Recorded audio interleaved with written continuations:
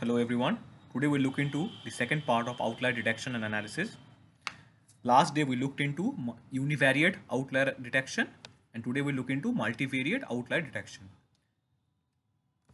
So we'll look into two methods today, one being DBSCAN and the other one being LOF. First, let's look into DBSCAN. So DBSCAN stands for Density Based Spatial Clustering of Applications with Noise. This is a clustering algorithm that clusters points together and identifies any points not belonging to a particular cluster as an outlier. It is like k-means, but one common or prime difference would be unlike k-means, we need not be specific about the number of clusters that we want to have in advance. For DBSCAN, we have a few hyperparameters that are important. Let's start with those. The first hyperparameter is mean samples, which basically gives us the minimum number of points that are needed for a cluster to form. The next would be epsilon or EPS. It defines the maximum distance between two sample points for them to be considered in the same cluster. What would that mean? It would mean that how distant can, as clustering is performed on distance, EPS would denote how distant can 2 points be and yet be considered within the same cluster. So if we have higher number, if the EPS is very high, we'll have less number of outliers as more number of points will be considered within the same cluster. Whereas if we have a low EPS, we have higher number of points which are not within clusters. What are border points? So border points are basically points that are in the same cluster as the core points, but are much farther away from the center of the cluster. And everything other than these points are known as noise points or outliers. So they can be anomalous or might not be anomalous. What would that mean?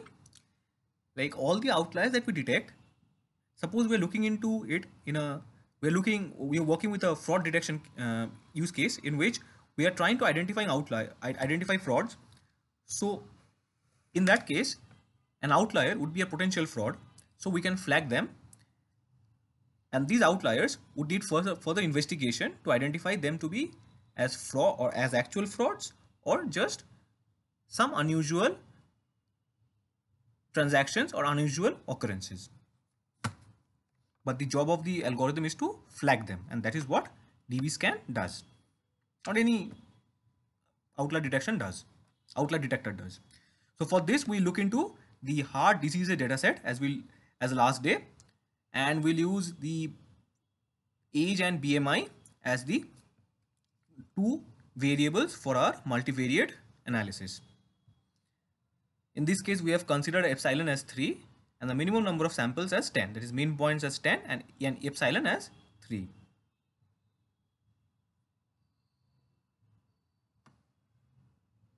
So over here, -1 denotes the outliers and 0 denotes the normal points. So we see we have 26 outliers according to DBSCAN and 1312 normal data points. Now we'll plot them and see how it looks.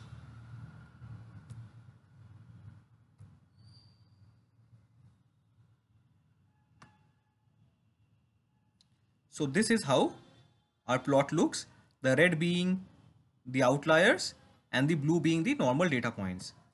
So we see this is how it looks. Now what are the shortcomings of a DBSCAN method?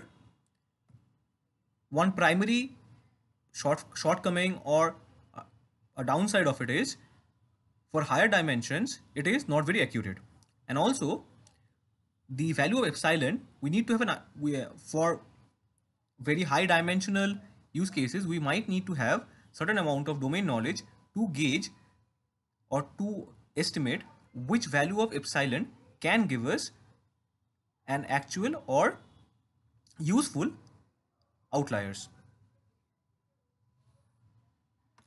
Now we'll move into the second method, that is the LOF method, that is local outlier factor method. What is it?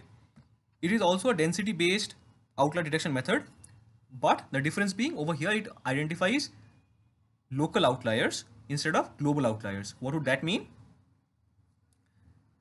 There can be points which might not be an outlier if we consider the entire data set, but it can be an outlier if we consider its neighboring data points. A physical example of it would be, say, height and weight, say the BMI score or height and weight, or such matrices. So the outlier in height and weight for a country like India would not be the same as that of for a country like USA. So in USA, in the USA, the average height or the average weight is greater than that in India. So for a point to be, for a data point to be an outlier in India would be different than a point to be an outlier in the US. So if we consider all the data points in India and the USA as a single data set, then most of the points in India would not be flagged as outliers, whereas those would be outliers if we consider only the Indian subpopulation. So in such cases, LOF comes into play. Though in real-time cases, such data sets are different and has different use cases, but local outlier detection is very handy. So let us get into the coding part. Again, in the same way, we look into age and BMI as the variables for our outlier detection.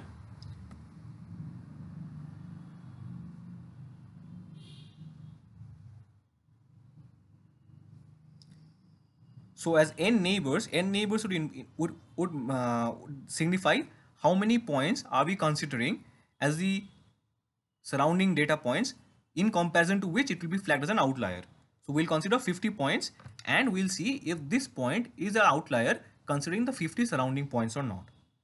This is a hyperparameter in this case. Let us plot the outliers and see how it looks like.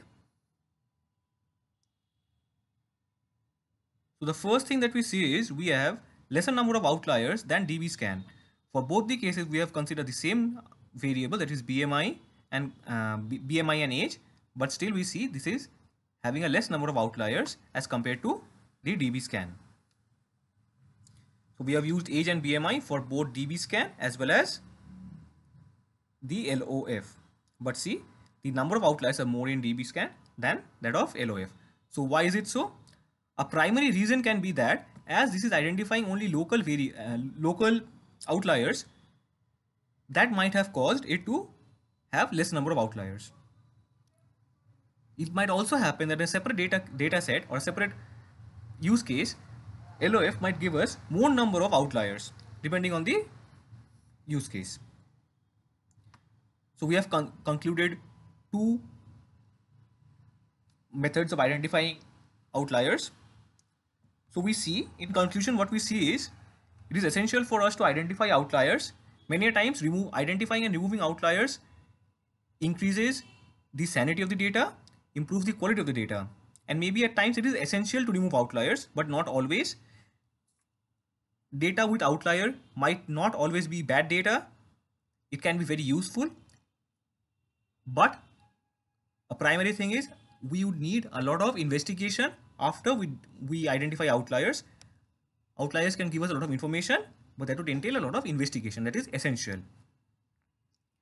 So hope you liked this video, and the link of this notebook will be pinned in my description box. Like and subscribe and share if you feel it's useful, if this video has been useful.